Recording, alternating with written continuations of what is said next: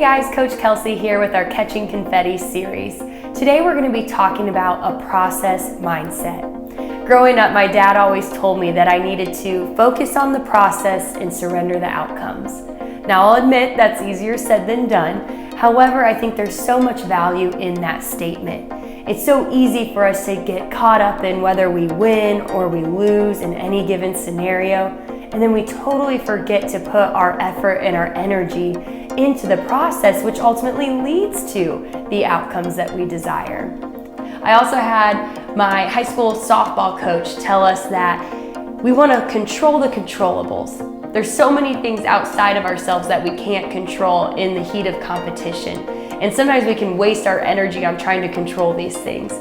So he would encourage us to focus on what we could control, which was the process.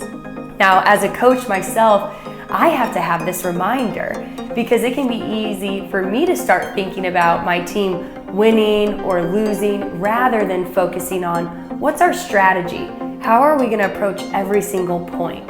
How are we going to come in with the best attitude and effort that we can? So I want to encourage you guys today to have that process mindset. And we're going to do that in 3 different ways. Step 1 is that we're going to focus on skill building. I want you to think of a goal that you have. Sometimes that goal may feel overwhelming, especially if it's a big one. That's where skill building becomes really valuable.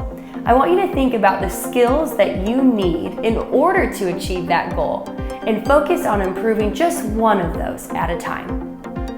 Second, I want you to develop healthy routines that help you focus on the process in order to eventually achieve your goals. We have a lot of routines in our given day that we may not even be aware of. So I want to encourage you to formulate those healthy habits, those healthy routines that can help you focus on the process. The third thing I want you to do is to be able to be in the zone. When it comes to a process mindset, we want to be in the zone. And one way we can do that is going to our happy place. Now, what I mean by that is when we're able to create a happy place, if you will, somewhere where we feel our most at peace and energized and motivated, we can then trigger that in a specific moment when we are about to compete.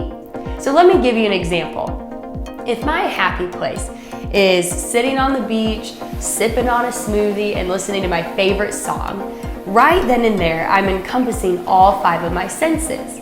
I can see the waves in the sand. I can hear the waves. I can hear my favorite song playing.